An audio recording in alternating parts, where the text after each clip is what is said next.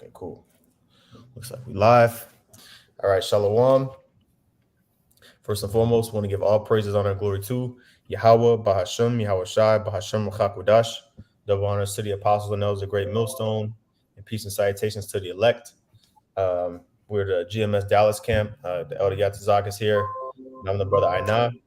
And what we're going to do is continue on this lesson. We've been doing a series in the book of First Samuel. Last week we finished First Samuel, so we're going to basically be continuing in Second Samuel. And we did chapter 1. Well, we did like half of chapter 1 in the last lesson, so we're going to finish that, and then we're going to, Lord willing, Abratazah, do the whole chapter 2. And basically, what you saw last last time, we went over the account, was that Saul ended up getting put to death, right, according to how Samuel had said. And basically we had a Amalekite that tried to get the glory, so to speak, for getting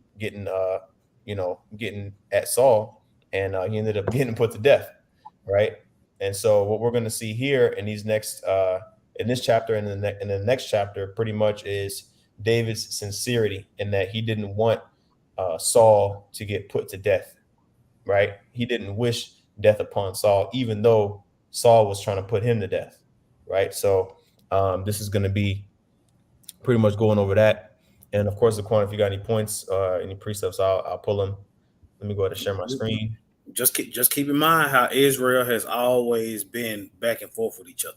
Mm-hmm. You got people that want to say, well, all Israel do is argue and go back and forth. All y'all do is this. All y'all do is that. Well, that's how Israel has always been until Yahweh comes back. Until Yahweh sends Yahweh back, that's how it's going to be. Mm-hmm. Israel will not be completely unified until then. You see, we had a prelude to it during the time of King Solomon. All the tribes was together, and it was peace. That was our preview. That was our prelude. You see, it's not going to be like that again until Yahweh returns. Until Solomon comes back, who is Yahweh. Until that happens, you're going to have this back and forth in doctrine and all these other different things. You see?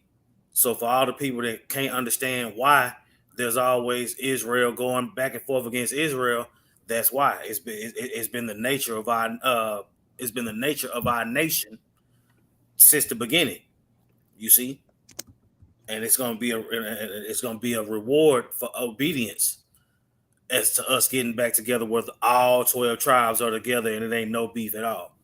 This has to happen. You got it. Yeah, I got a precept. Make sure you can see my screen. Okay, cool. So 2 Corinthians chapter 3, verse 12. It says, seeing that we have such hope, which that hope is Yahweh, seeing then that we have such hope, we use great plainness of speech, meaning we're speaking things simply. We're not overcomplicating things. We want to make it as clear and concise as possible for the people that are meant to wake up. Okay, it says, and not as Moses, who put a veil over his face, that the children of Israel could not steadfastly look to the end of that which is abolished, but their minds were blinded. For unto this day remaineth the same veil untaken away in the reading of the Old Testament, which veil is done away in Mashiach. So like you were saying, Zaquan, Yahweh, he is the medium in which we're going to be able to get back to the Heavenly Father. And until then, there's going to be individuals amongst our nation who are blinded spiritually. Okay, they're not going to be able to read the Old Testament and understand. Okay, because like it says in the next verse, it says, but even unto this day, when Moses is read, and when it says Moses, talking about the law, right, that was given to Moses for Israel to receive. It says, but even unto this day, when Moses is read, the veil is upon their heart, and the veil is a covering, right? A bride, when she gets married, had the veil over her face or whatever, right? So that's like a covering. And basically that's going into how, again, when we out here preaching the word, and majority of our own people, so-called Negroes, Latinos, and Native Americans, don't receive this word, that's them having that veil over their heart, man, over their mind. They're closed-minded, so to speak. Okay, so that was a point on that. Let's go back to let's start here in 2 Samuel chapter 1. I think we left off at verse 17. Yep, here we go. All right, cool. 2 Samuel chapter 1, verse 17. It says, and David lamented with his lamentation over Saul and over Jonathan, his son. So this is a lamentation, these next 9 verses. It Also, says, that it's a precept in the Apocrypha where it talk about rejoice not over your enemy. oh, You know yeah, what I I'm think saying? you brought that out Because last time. we know that we can all die. This is an example of that. Mm-hmm. Con, that's right. It says, verse 18. Also, he bade them teach the children of Judah use the use of the bow. Behold, it is written in the book of Jasher. Now, 2 things. The first thing, the use of the bow, meaning because remember, if you read in chapter 31, it talked about how the archers were the ones that ended up, getting to Saul. Basically, he got struck, by some arrows, whatever the case was, and was wounded grievously. So he told the children that he basically stressed the use of archery. Talking about David, he was like, "Look, man, y'all need to know how to use the bow. Y'all need to learn how to use the bow and arrow." It says, "Behold, it is written in the book of Jasher," which this shows you that there were other books that were acknowledged, okay, that we don't have today. Which Jasher in the Hebrew is Yashar, which means upright. Okay, so this is the lamentation here in verse 19. It says, "The beauty of Israel is slain upon thy high places. How are the mighty fallen?" See, so David already viewed King Saul as somebody that was basically of high authority, right? To the point where he said he called Saul mighty, right? It says, verse 20, "Tell it not in Gath, not in the streets of Ashkelon, which is area of the Philistines." It says, "Lest the daughters of the Philistines rejoice, lest the daughters of the uncircumcised triumph." See, because they'll take note of that, right, and publish it throughout their country and basically boast themselves against Israel.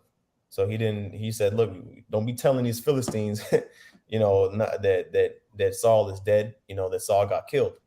It says, "Ye mountains of Gilboa, let there be no dew, neither let there be rain upon you, nor fields of offerings, for there the shield of the mighty is vilely cast away, the shield of Saul, as though he had not been anointed with oil."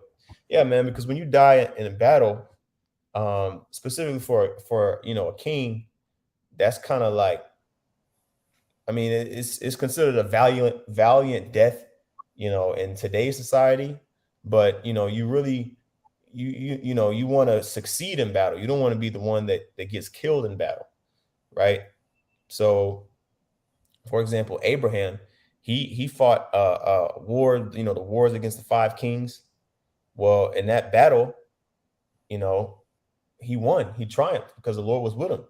But Saul and Jonathan, and the rest of Saul's sons, except for Ishbosheth, the other, I think it was 4 other sons that Saul was at war with, they all got put to death in the same day. You know, and the way that he died, he wasn't buried. They had to cremate him basically because they Philistines chopped his head off and cut his body up and put it up on the gates of the walls. You see, so that's not a honorable way that Saul went out necessarily. Okay, he ended up falling on his own sword.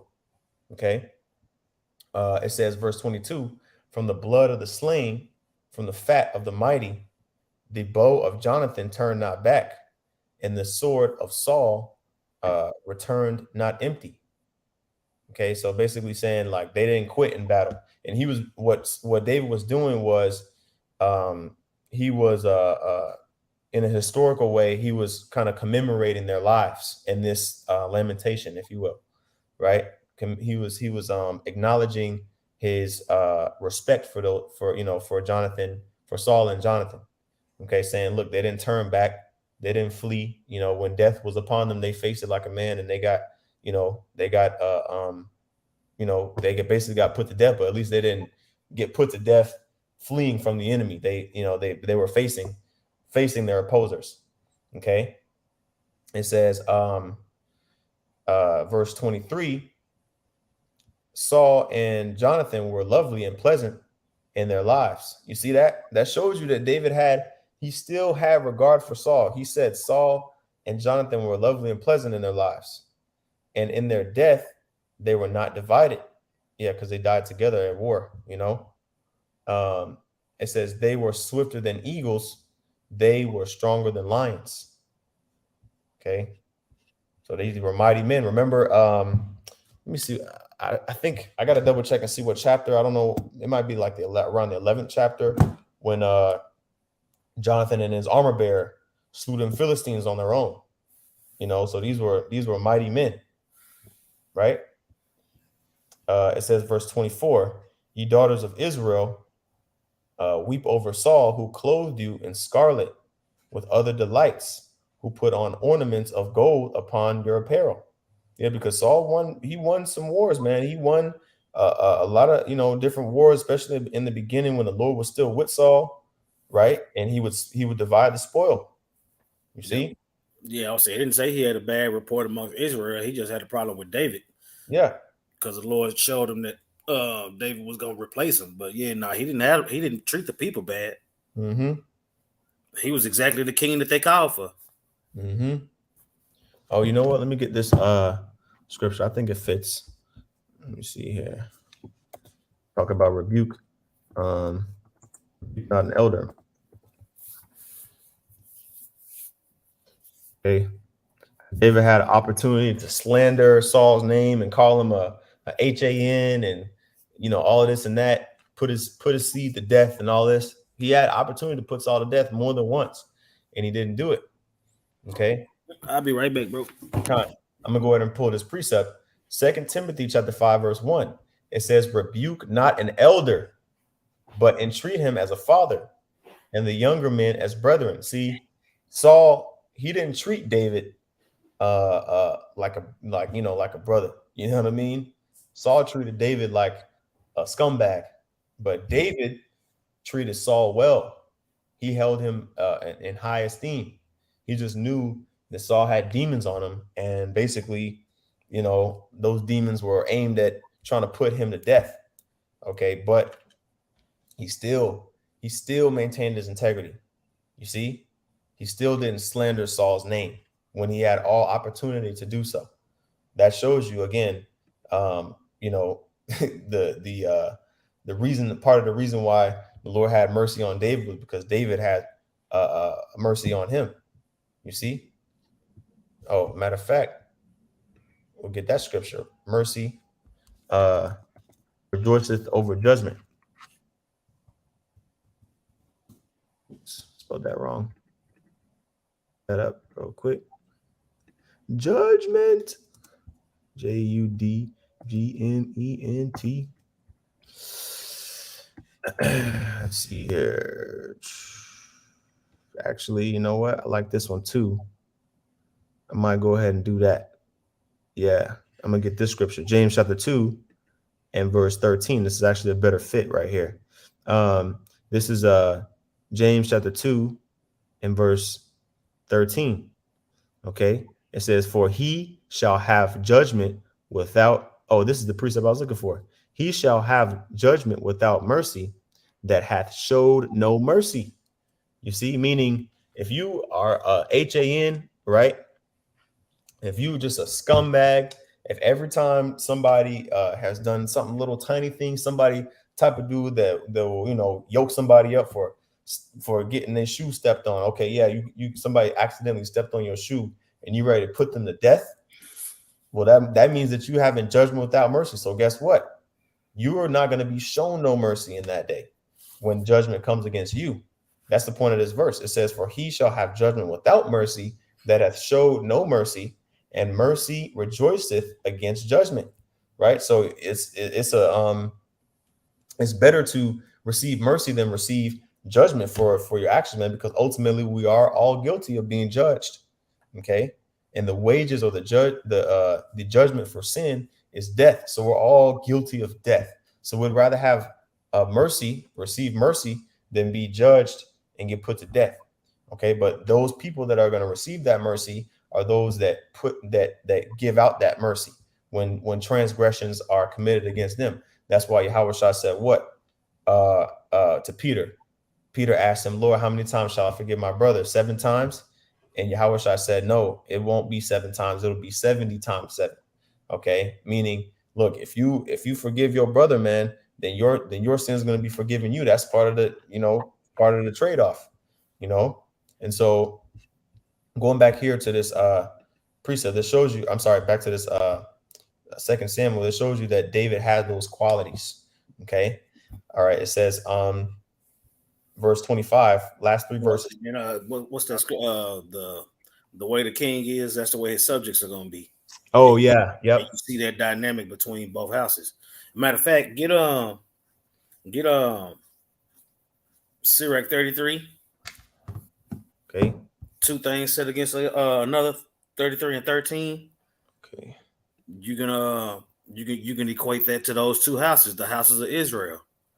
You know what I'm saying? At one point, it was Saul, the house of Saul versus the house of David. Then after the kingdom was rent, it was the northern kingdom and the southern kingdom. Mm-hmm. Before that, you had the men that was coming up against the judges. Yep. Before, you know what I'm saying? You always had those different times. You had the time where Benjamin and Israel was at war with each other. Yep. Even the sons of God, when the sons of God started to mingle with the heathen, you had the elect amongst the 2/3 back then. God. You see? Now here we are in 2023, and you got people that still don't get the fact that Israel is going to be at odds with each other until the Lord come back. God. This is just another example of Israel being at odds with each other. 2 houses separated, a house divided, can't stand, right? Mm-hmm. But within that 2 houses, you have the men that do what the Lord said do. You have those men that the Lord worked through to get his point across and to fulfill his will. In each one of those times, you got it. This is Sirach chapter 33, verse 13.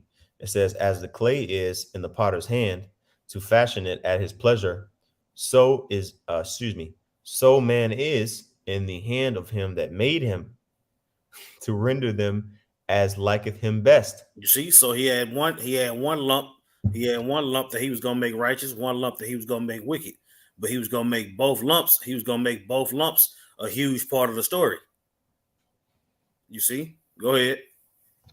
Verse 14, it says, good is set against evil and life against death. See that? Good is set against evil.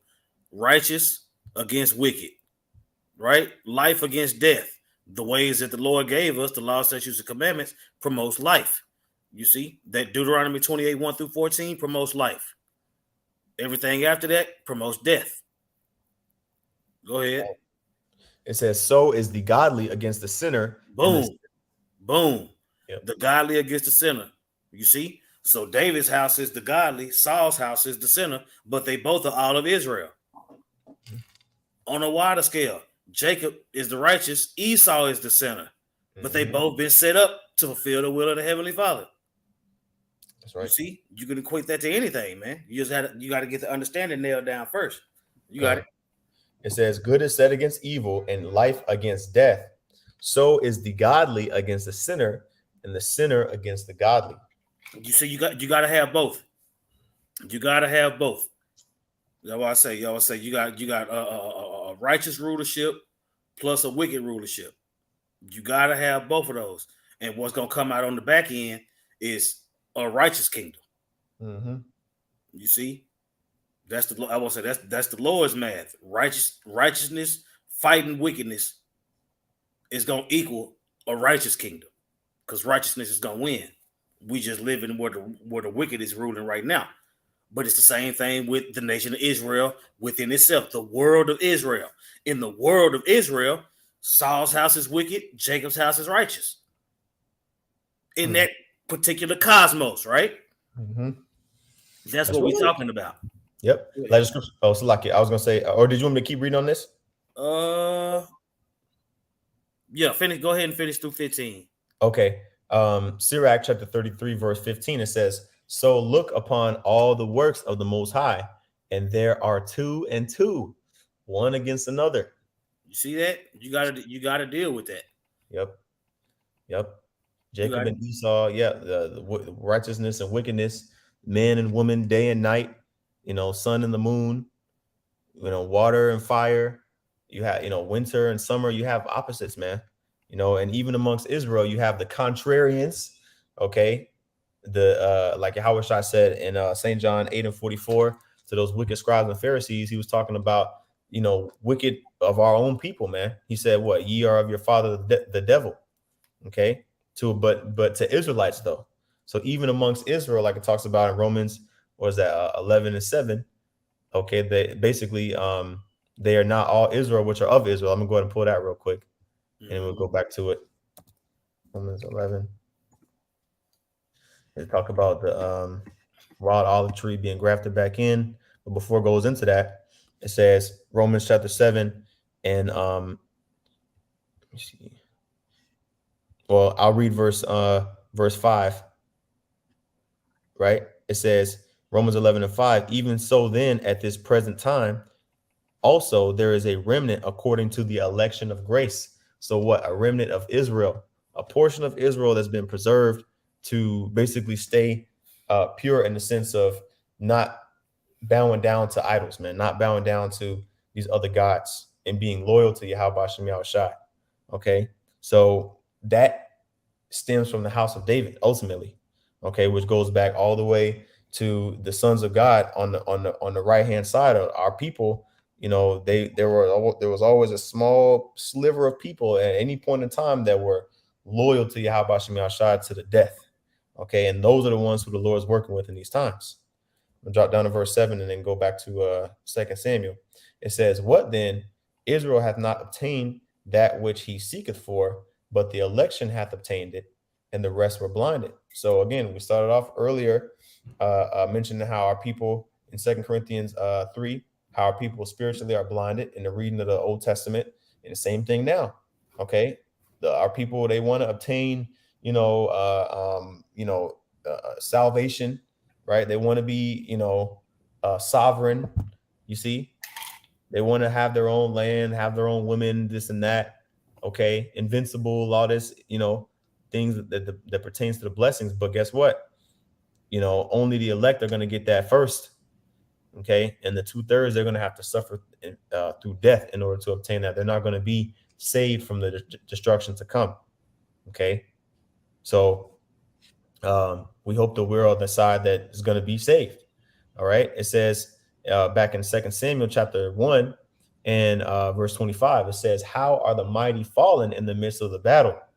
O Jonathan, thou wast slain in thine high places. I am distressed for thee, my brother Jonathan, because remember, again, David and Jonathan were best friends.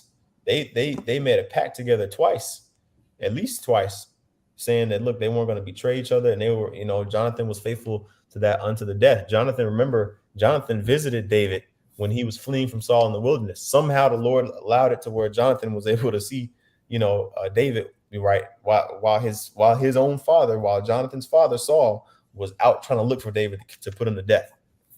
You see, so him and David were they were close, right? It says in the middle of verse 26, very pleasant hast thou been unto me. Thy love to me was wonderful, passing the love of women, right? Because there's a scripture that says, actually, I'll pull it real quick. I believe it's in Proverbs. Friend, closer than a brother. I believe it's in Proverbs. Proverbs 18 and 24. And I think we brought this out in this series already before, but this backs it up. Verse 24 says, a man that hath friends must show himself friendly, and there is a friend that sticketh closer than a brother. Okay, so when it says surpassing the love of women, it's not talking about Jonathan and David, being intimate, having intimate, desires towards one another. It's talking about them simply, having that tight bond, man. Okay, and we just have to clarify that because Christianity has just completely contorted this breakdown, man. To Okay, check this out. Where you know where that precept is? It says with the woman of our bosom. yeah, wife of thy bosom, yeah, kind. Yeah, pull that real quick. Okay, there's a few of them. I'm gonna get it Yeah, real quick. pull that wife of our bosom. Mm-hmm. Pull that. Okay, this is the one, the main one that pops up. Let me see here. This is Deuteronomy 13:6. And let me know if you want me to find something else. This is Deuteronomy 13:6. If thy brother, the son of thy mother, or thy son, or thy daughter, or the wife of thy bosom, or thy friend, which is as thine own soul, entice thee secretly, saying, let us go and serve other gods which thou hast not known. Nah, that ain't it. Okay. Oh, I might be spelling bosom. It's one talking about pillow talk. Don't be pillow talking with your woman. Oh, okay. Hold You on. know what I'm saying? It's certain things that you won't share with your woman. Yeah. You know what I'm saying? That you'll share with her brother and vice versa. Oh, You I know, see. Let me see. the scriptures say love your wife like you love the church and all those different things. But at the end of the day, the brotherhood is the most important thing. It might be. So when it talked about David and Jonathan's love being more than the love of a woman, it's because you more open with your partner. You know what I'm saying? As far as things that you're gonna divulge. You know what I'm saying? Mm-hmm. Yeah. You can speak. I would say you can speak heavenly things with the brotherhood, but you can't speak heavenly things with your woman. Yeah. Yep. Kind. You know what I'm Yep. saying? Making a covenant to not destroy each other's house.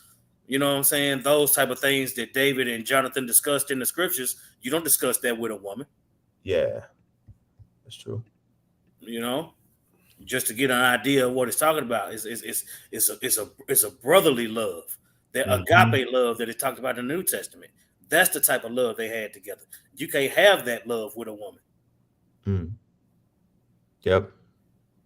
Let me see here. There's a couple of ones. This one is Sirach 9 and 1. It says, be not jealous over the wife of thy bosom, and teach her not an evil lesson against thyself. Give not thy soul unto a woman to set her foot upon thy substance. Yeah, because women are opportunists, you know. Okay. And so your Khayal friend, put it up. okay, cool. The water, brother. The water. It's GMS Khayal. All right. That's Micah 7:5. It says, trust ye not in a friend. Oh, right. Put not your confidence in a put ye not confidence in a guide.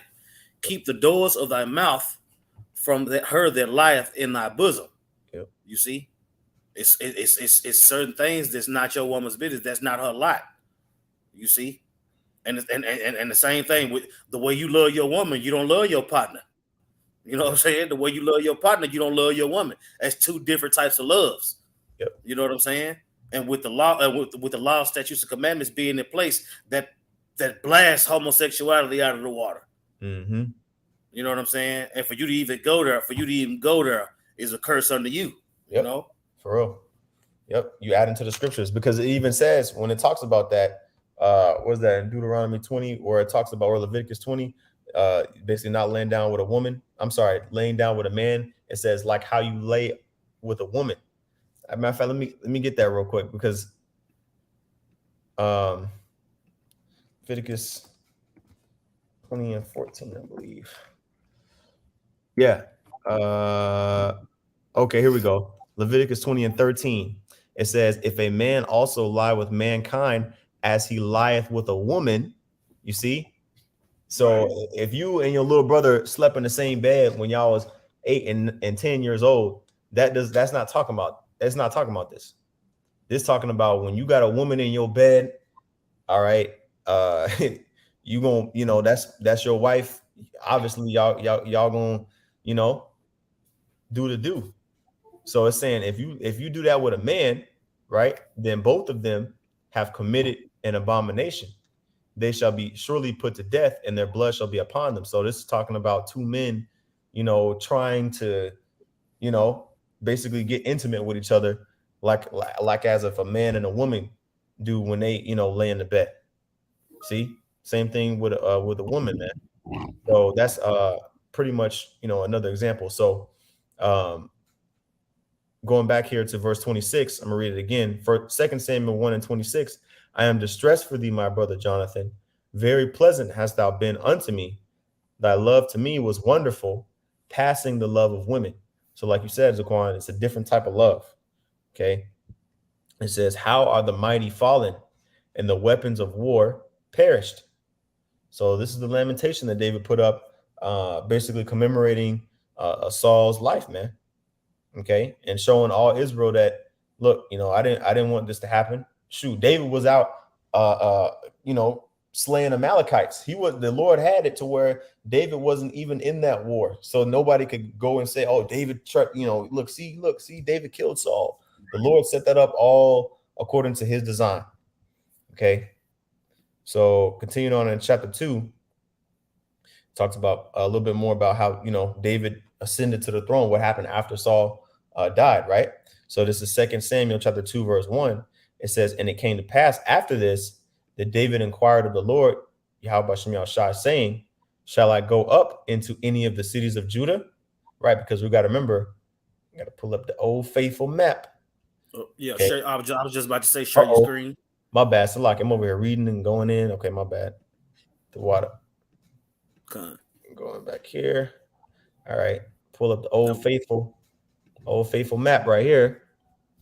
And remember, David was down here in the south, way down here in this area, when he slayed the Amalekites. Okay. He was down here in the south. So David inquired of the Lord and asked the Lord, okay, should I go up, to any of these cities up here, in Judah, right? And it says, and the Lord said unto him, go up. And David said, whither shall I go up? And he said, unto Hebron. So the Lord told him specifically, the Lord told David, through the use of the priests, okay, that he was supposed to go to Hebron, all right, a city in Judea. It says, verse 2, so David went up thither, and his two wives also, Ahinoam the Jezreelitess, and Abigail, Nabal's wife, the Carmelite. It says, and his men that were with him did David bring up, every man his household, and they dwelt in the cities of Hebron. So key thing, it says in the cities of Hebron, meaning Hebron, like, okay, so we look at this map. Don't, like, if you see a map like this, these weren't just the only cities that existed. There were other little tiny settlements around the larger cities, like in the suburbs, basically, like you could say the suburbs, like for example, Dallas. You have the city of Dallas, and then you have Arlington, Irving, right? To the south, you got Lancaster, you got Mesquite, Garland, Plano, you see, but it's all considered Dallas, right? So same thing, with these cities, or similar concept, I'll say, with these cities as well. Continuing on, it says, verse 24, it says, and the men of Judah came, and they anointed David king over the house of Judah. Okay, so basically, even though Samuel already did the anointing process before he died, Samuel already basically anointed King David before he died while Saul was still alive. After Saul's death was when he was publicly recognized of the king of Judah, after Saul's death, which shows you that pretty much people knew that the Lord was dealing with David even while Saul was still alive, right? And Judah was the head tribe. So it says, and they told David, saying that the men of Jabesh Gilead were they that buried Saul. And actually, when you go, I think we brought this out last time. Jabesh Gilead was a city that Saul had basically spared. Basically he had saved them. I should say he came to their rescue because the king of Moab, if I'm not mistaken, said, "Look, hey, we're gonna poke out all you guys' eyes, cut off all your fingers, or something crazy like that." And Saul gathered all Israel and destroyed that opposing army. But that city was Jabesh Gilead. So that's why Jabesh Gilead, the men of that city, came and they buried Saul, right? It says in verse 5, And David sent messengers unto the men of Jabesh Gilead, and said unto them, Blessed be ye of the Lord Yahweh, that ye have showed this kindness unto your Lord, even unto Saul, and have buried him. Let me get a little bit of this commentary real quick. Let me see here.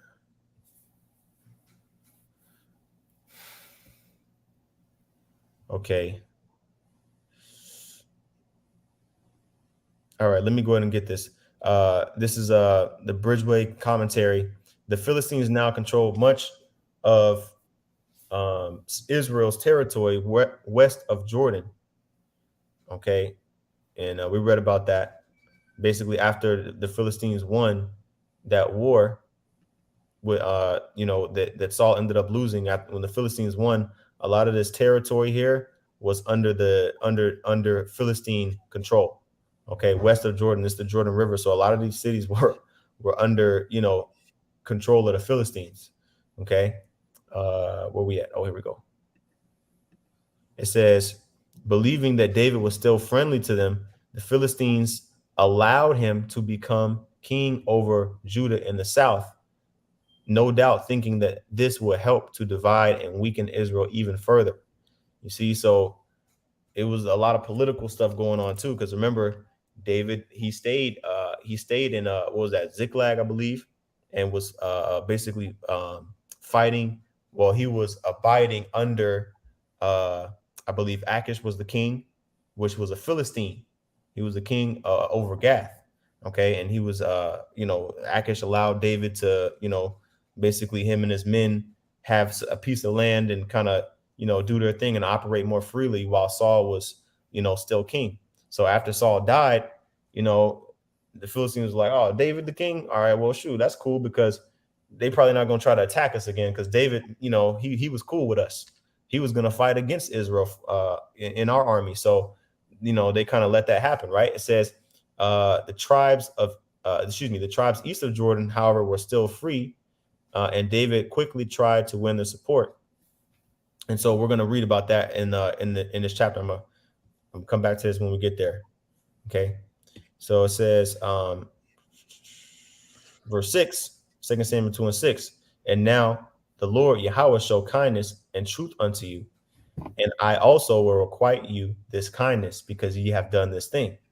Therefore now let your hands be strengthened and be valiant, for your master Saul is dead, and also the house of Judah have anointed me king over them. See, so he let them know, hey, we cool, no problem. This is what's going on, right? It says, but Abner, the son of Ner, captain of Saul's host. So this is a big, it's a name to remember. Again, Abner was captain of Saul's army. So of Saul's entire army, basically Abner was the top guy. Okay, just like how Joab was the top guy for David's army. Okay, but Abner, he survived that battle that that Saul and his sons died in, and a lot of other Israelites died in. Abner survived, right? It says he took Ishbosheth. Now let's get those words real quick. Let's get Abner first. Okay, Strong's H74. Abner Abanar. Okay, or yeah, Abanar. Okay, it says my father is a lamp. Okay, compound word Abba, and then Nayar, which is lamp. Abba is father, Nayar is lamp. Okay, it says Saul's cousin. So this is Saul's cousin and his army captain. All right. So the next name is Ishbosheth, which I'm pretty sure that means man of dishonor. Yep, Ayash Bashath, which is Ash is man, or excuse me, Ayash is man, and then Bashath is shame. Oh, excuse me, Bashath, which is shame or dishonor. Okay, it says the surviving son of Saul, king of Israel for 7 years, while David was king of over Judah. Okay, so the kingdom was still kind of divided during this time, right? Let's see here. All right, it says he took Ishbosheth, son of Saul, and brought him over to Mahanaim, which was a city east of the Jordan River. All right, You see how Ishbosheth means man ashamed. man. You know what I'm saying? He was officially the last. He was officially the last of Saul's 9. You know what I'm saying? Saul was Samuel told Saul that the Lord was going to take the kingdom away from him and wipe him out. You know what I'm saying? That's how it came to pass with Ishbosheth. You know what I'm saying? And then it was one more after Ishbosheth, Mephibosheth. You know what I'm saying? And David didn't feel the need to put either one of them to death because he made a promise to Saul and he made a promise to Jonathan that he wasn't going to wipe that line out. You know what I'm saying? So he was shown. So he showed mercy in situations where he could have not showed mercy. Therefore, that's why mercy was showed unto David. You see, every time David had the right to put somebody to death, he wasn't quick to do it. Right. You know, and when he did put men to death, he was putting men to death in the name of the Lord because he was fulfilling the Lord's will. So it's a very fine line. You know, you're gonna have some people that's gonna love David, and you're gonna have some people that's gonna hate David. But at the end of the day, the Lord's will was done through that man. You know, and the same thing with his house. You see, you got it.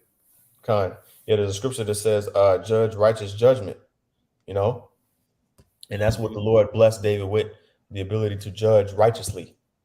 Okay, it says in verse 9, 2 Samuel 2 and 9, and the king, it says, Abner made Ishbosheth the king over Gilead and over the Asherites, okay, which is the tribe of Asher, and over Jezreel and over Ephraim and over Benjamin and over all Israel. So the remainder of the territories of Israel, basically on this map, that were not controlled by the Philistines, okay, over Asher up north here, right, all the way down to the remainder of the the remainder of the lands that were not controlled by the Philistines that pertain to Israel, the northern kingdom specifically, which, it wasn't necessarily known as the northern and southern kingdom, but you had what's known now as the northern kingdom tribes in the north, and then you had Benjamin and Judah in the south, right?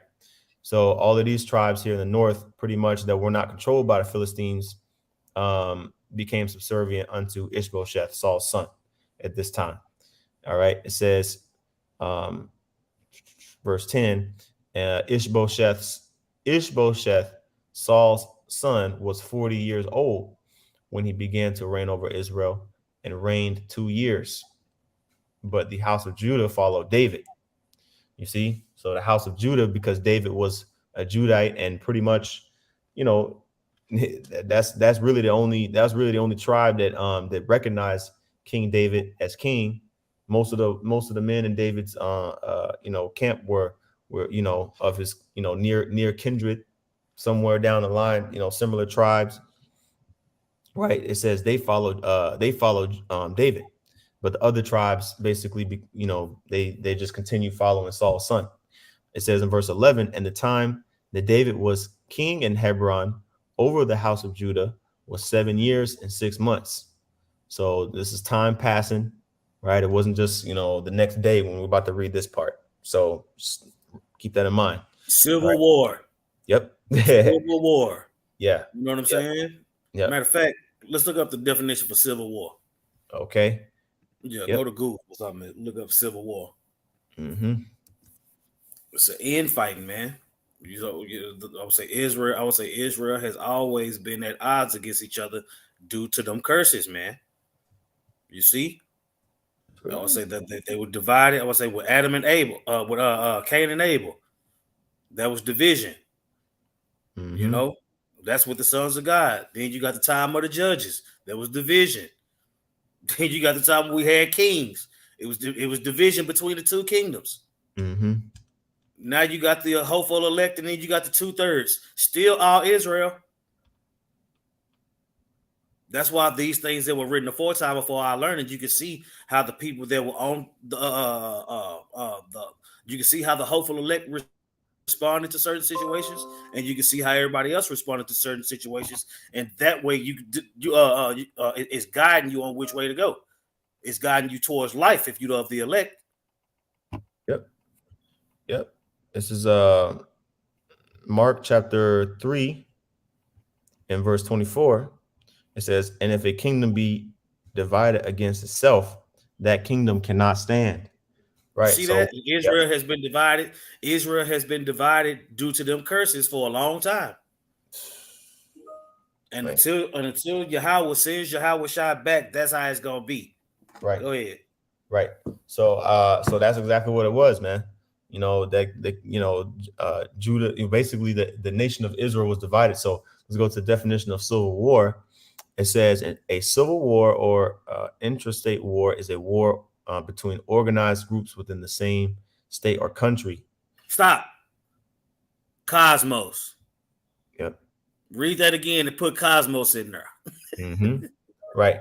It says a civil war or intrastate war is a war between organized groups between the same cosmos. You see that? Mm-hmm. That's what the Bible is talking about. Mm-hmm. Talking about the house of David. You Yep. see, Christianity will never talk about the house of David. You know? Yep. But that's what I'm saying. While this was going on amongst Israel, the rest of the world was still happening. Yeah. Yep. It was still millions of people on the planet. Kind. But this is talking about Israel and the infighting amongst that cosmos. Mm-hmm. When you look at the word world in the New Testament, majority of the time it's talking about cosmos. It's talking about Israel. Yep. Or it's talking about eon. It's talking about an age. Mm-hmm. Go ahead. Yep. Cosmos, the definition of cosmos is a tribe or a people group, you know? So within the nation or the tribe of Israel or the tribes of Israel, there was war, the people group of Israel. It says the aim of one side may be to take control of the country or a region, to achieve independence for a region, or to change government policies. So, you know, they wanted to basically take control over, well, I'll say through the spirit, David's reign was going to stand. But the house of Saul was still trying to get back that last tribe of Judah up underneath their jurisdiction, because, you know, like that's pretty much how Saul had it. Saul had all Israel ruling over him. Saul had rule over all Israel. Okay. But now we got David ruling in Hebron as their king, and they're not recognizing the Judites. They're not recognizing Ishbosheth as their king. They're looking at David and saying, look, this is our king. Okay. So for 7 years this went on. So you can imagine, you know, this is, you know, there's going to be some friction that goes down. Basically, this is going to cause some friction, right? It says, so this is fast forwarding 7.5 years. All right, verse 12, it says, and Abner, and I think we got like 20 more verses, so should be able. This is mostly narrative. It says, and Abner, the son of Ner, and the servants of Ishbosheth, the son of Saul, went out from Mahanaim to Gibeon. Now, while I try to find that on the map, basically, if it takes me a long time, just know it's more inland. Okay, so Mahanaim, for example, would be to the east of the Jordan River. Actually, that's too far north. Okay, it would be to the east of the Jordan River. Okay, and Gibeon would be to the left, like basically farther inland towards the land of Judah. Okay, you know, if a brother want to look on the, you know, the map, you can do that. But I didn't. Oh, Gibeon is here actually. If you can see that, Gibeon is here in the land of Judah, very close to Jerusalem. Okay, so just kind of keep that in mind. I believe Hebron is south. Yeah. So this is where David was ruling for 7 years, Hebron. Okay. And then, of course, if you know the story, you know, he ended up going up to Jerusalem. But Gibeon, that's where pretty much the camp of Ishbosheth had pretty much moved to. Okay. And so going back to the account, verse 13, it says, and Joab, the son of Jeruiah, okay, which Joab again was the captain of the host of David. Now, actually, let's look up Joab as well. Look up the meaning of his name.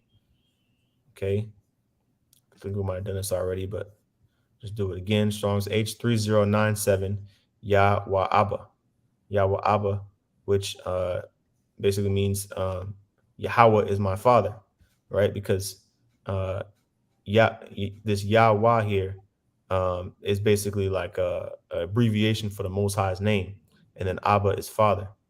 Okay, so Abner's name uh, is Abanar, okay, which is my father is a lamp, and Joab's name is Yahweh Abba, which is my father. Excuse me, Yahweh is my father.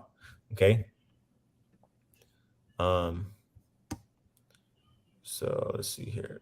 Continuing on in verse 13, it says, but Joab, the son of Zeruiah, and the servants of David went out and met together by the pool of Gibeon. Okay. It says, and they sat down, and on the one side of the pool, and they sat down, the one on the one side of the pool and the other on the other side of the pool. So they were pretty much on opposing sides of a body of water.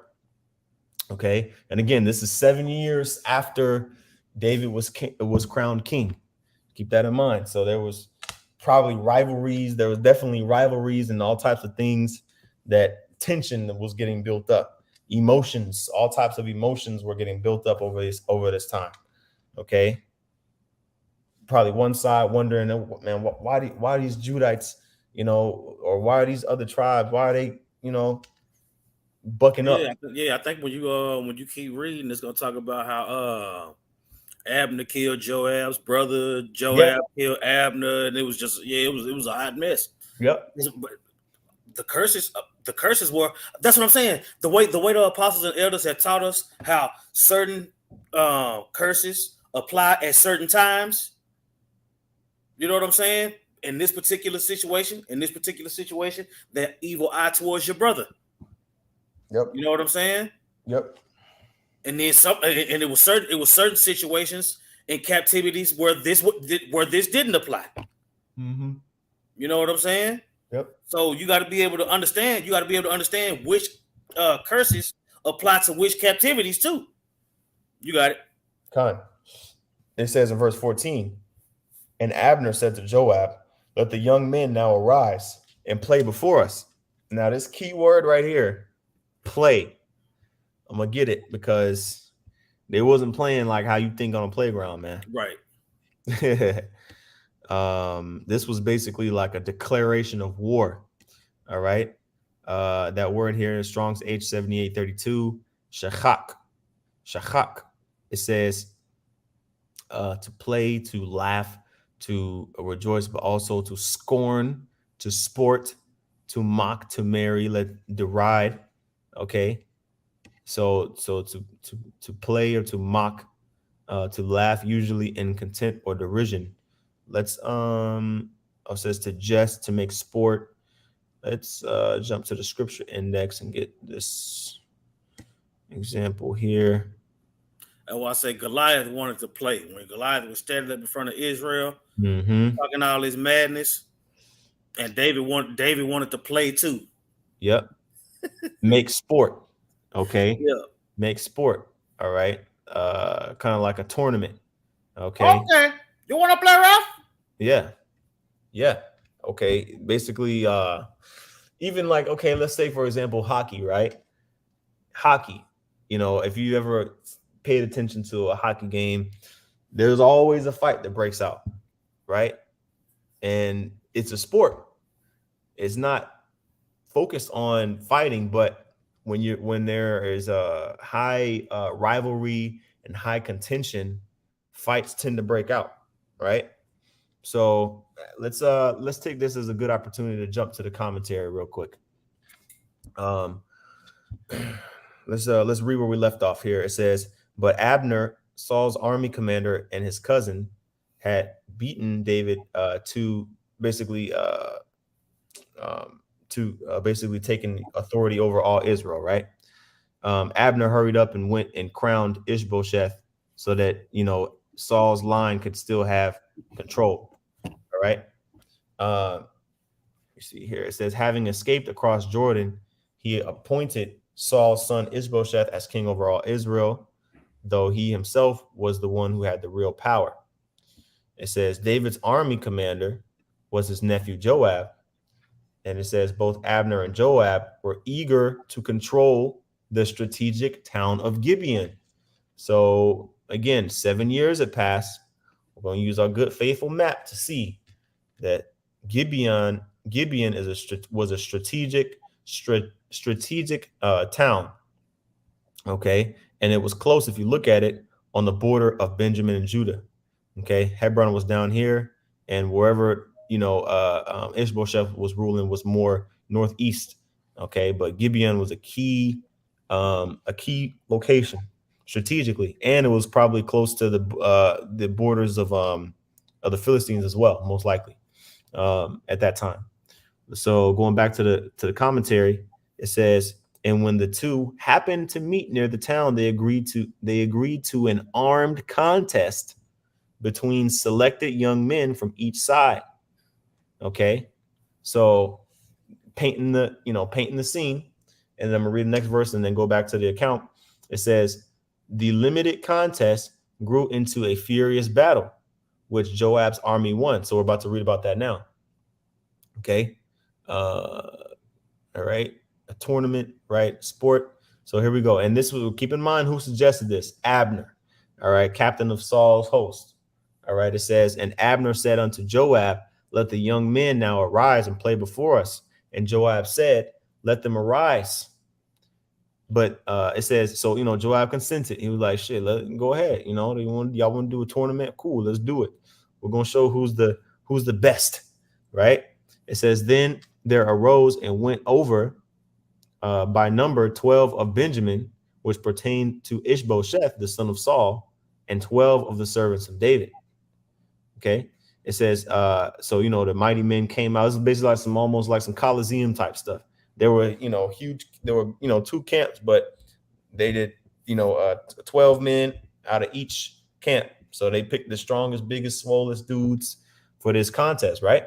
It says, verse 16, and they caught every one his fellow by the head and thrust his sword in his fellow's side. So they fell down together. Wherefore that place was called Helkath Azarim, which is in Gibeon. So before I even try to go any further, let me get the definition of that place, the definition of that word there. And basically, again, this was like an armed contest. I'm not familiar, with like the details, but basically it led to obviously a fight breaking out after that. All right, so that in the Hebrew. All right, and when you see these big long words, don't get scared. Take some time, breathe, and just go letter by letter. Right. All right, this is a Chalakwath ha Tazarium. Chalakwath ha Tazarium. All right. And just hearing the pronunciation of that shows you that Esau's transliteration doesn't do no justice, because that don't sound nothing like what's written in the text, but that's actually what this actually how you pronounce it. Chalakwath ha Tazarium. It says it's a compound word, of course. Field of swords. Field of swords. So that's what. So that area, that specific area where that battle took place, was known as the field of swords. Okay. I guess Tazawar is a sword, and Chalakwath is field. Okay. And it says a place near the pool of Gibeon where Ishbosheth's men were killed by David's men under Joab. All right, so let's go back. And that's what will happen, man. See, here in America, Esau, he names places over, remember the Alamo. He names battles after, he names places, after battles that happen here. Okay. But we actually have places where when, years and years and years down the line, you would pass that place and you say, oh, yep, That's where this event happened in our history. We don't have that here in America. Because Esau is ruling, man. Okay, so he's the one that controls the narrative as far as history is concerned. All right, but anyway, verse 18. I'm sorry, I skipped verse 17. And there was a very sore battle that day, and Abner was beaten, and the men of Israel before the servants of David. So Abner and his army and his men basically lost, right? And as the battle was going on, it continues in detail. It says in verse 18, and there were three sons of Zeruiah there, Joab and Abishai and Asahel. So Joab and his two brothers, Abishai and Asahel, were there, at that skirmish that transpired. It says, and Asahel was as light of foot as a wild roe, meaning he could run, like basically with wild animals and pretty much damn near keep up with him. That's how fast he was. High what's the endurance, right? It says in verse 19, and Asahel pursued after Abner, and in going he turned and nor to the left from following Abner. Then Abner looked behind him and said, art thou Asahel? And he answered, I am. And Abner said to him, turn thee aside to the right hand or to thy left, and lay thee hold one on one of the young men, and take thee his armor. But Asahel would not turn aside from following him. And Abner said again to Asahel, turn thee aside from following me. Wherefore should I smite thee to the ground? How then should I hold up my face to Joab thy brother? Howbeit he refused to turn aside. Wherefore Abner with the hinder end of his spear smote him under the fifth rib, that the spear came out behind him, and he fell down there and died in the same place. Good. Man, yeah. Jugged him good. Yeah, jugged him good, man. Yeah. You know what I'm saying? And that was one thing about Joab. With Joab being as close as he was to David, you know what I'm saying? Those impulses and those instincts where the Lord would intervene to keep David from doing some wild stuff, Joab would just go. Mm-hmm. You know what I'm saying? Joab was as close as Joab was to David, he was carnal as hell. Mm-hmm. You know what I'm saying? Yep. Joab will get you out of there. Yep. If Joab didn't see no use for you, your ass gone. Yep. And so so Joab's brother was killed by Abner. Mm-hmm. And Abner, he still had a certain level of respect for Joab, because he was like, look, that's why he warned Asahel first. He's like, yo, look, I know I'm captain over Saul's host, Asahel, but you Joab's brother. Like, I don't really want to be responsible for dusting you off. But I mean, I will if I have to. If you keep messing around with me, man, go mess around with one of these men in the camp, man. Don't try to come towards me. I'm the Abner was saying that. He was like, yo, I'm the general, man. You can't touch me, bro. Go try one of them other guys in my camp. Don't try to come for me. And Asahel, he wasn't hearing none of that. Whatever was making Abner feel threatened. I mean, Asahel, he wasn't stopping. He was chasing after Saul, even though, I'm sorry, not Saul, after Abner on foot, even though Abner was I believe he was on a horse, something like that. Oh yeah. Or maybe he wasn't. Maybe Abner wasn't on a horse. Yeah, actually, it don't say he was on a horse. So yeah, Asahel was just chasing him. Abner was like, yo, man, back off, man. So he ended up killing Asahel. Abner ended up killing Asahel, and he impaled him, right? It says he smote him under the fifth rib, okay? Which I believe is that, if I'm not mistaken, isn't that like by the liver or something like that? Mm-hmm. So it's definitely a kill shot. Yeah, and if your liver is ruptured, and I'm gonna double check, but I'm pretty sure that's the one, or like one of the organs that if that organ is ruptured, or even if you get shot in the liver, for example, you basically done. There's no, you can't repair. Like you can't come back from that, because the toxins, basically that, those toxins of whatever impales you, that's going to go through your bloodstream and you out of there, before you even get to bleed out. Yeah. So, Check this out. It says, what organ is under the fifth rib? It says the abdomen has 4 quadrants. The mm, highest point can be as high as the fifth rib. mm, It is found below the liver on the left. mm. To back you up. Yep, that's your pop. So it says that in the middle of verse 23, it says the spear came out behind him and he fell down there and died in the same place. And it came to pass that as many as came to the place where Asahel fell down and died stood still, meaning like there were other men that, there were other men that kind of had died, during this skirmish, right? Most of those men were, men of Abner's army, but there were, just a couple of, of David's men that were falling down. But when everybody seen Asahel dead, they were like, oh shit, no, this is serious. They killed Asahel, Joab's brother. They were like, oh, they looked and like, damn, man. No, not Asahel. That's kind of how they were like responding to it, right? And said verse 24, and Joab also and Abishai pursued after Abner. So after Joab and Abishai, who were the brothers of Asahel, after they saw that Abner killed them, they were like, man, I'm coming after you, right?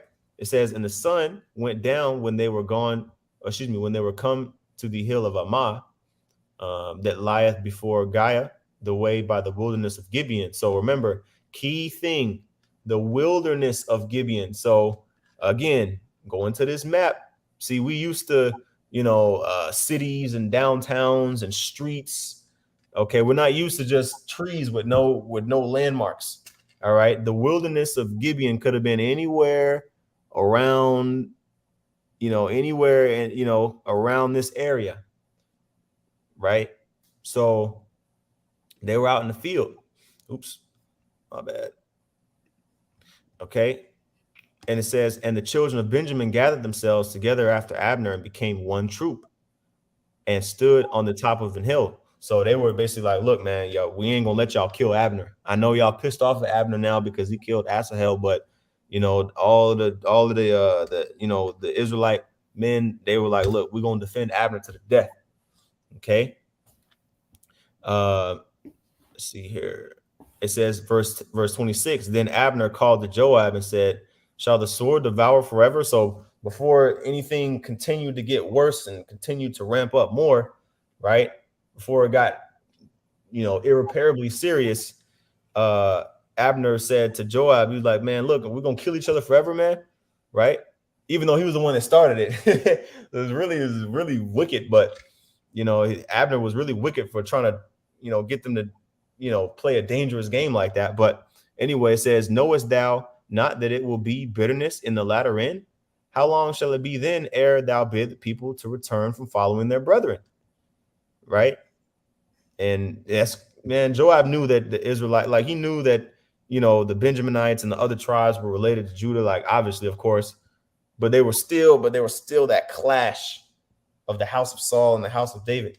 But Abner called an end to it. In verse 27, it says, and Joab said, as the Most High liveth, unless thou hast spoken, surely then in the morning the people had gone up every one from following his brother.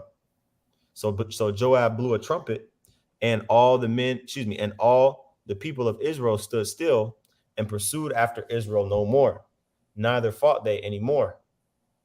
All right. And last couple of verses, it says in verse 29, and Abner and his men walked all that night through the plain and passed over Jordan and went through all Bithron, and they came to Mahanaim. So after that, they went back from Gibeon.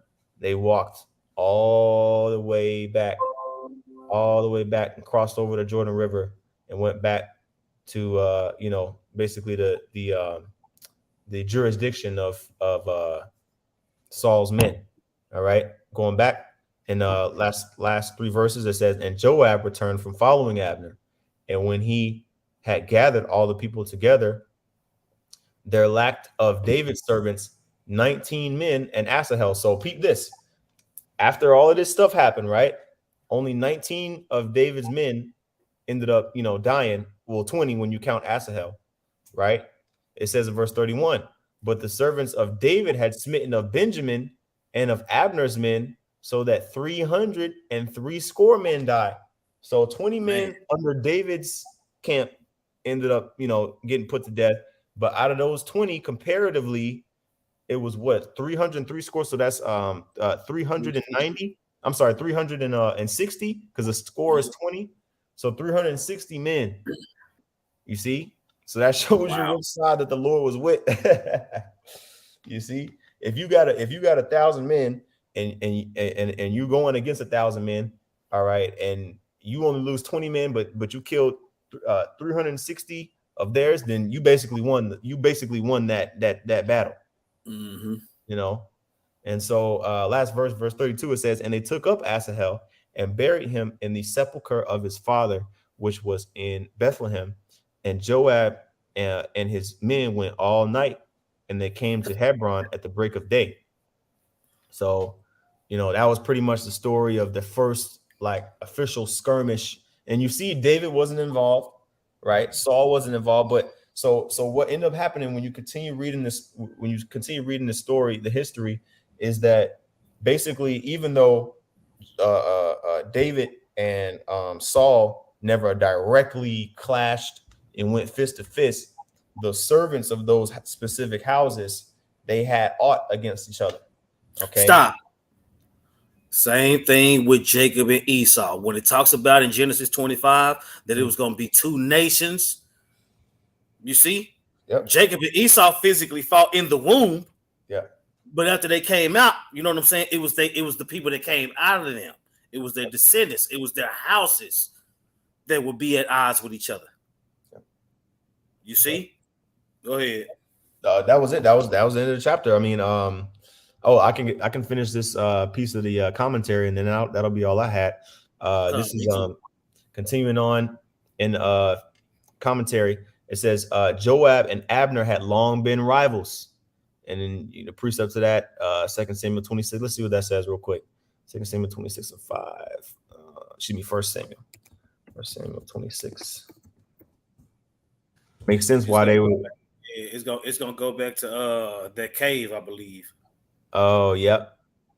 That's it. It says, and David arose and came to the place where Saul had pitched, and David beheld the place where Saul lay, and Abner, the son of Ner, the captain of the host, lay in the trench, and the people pitched him round about. So this account, and so Joab, he kind of got off on the fact that he was able to get one on Abner, because Abner was a general. He was the one supposed to be protecting Saul, but he allowed himself to be discovered when he was the one, when Abner and his men and Saul's men were the one that was trying to get at David. So they've been rivals, which makes sense.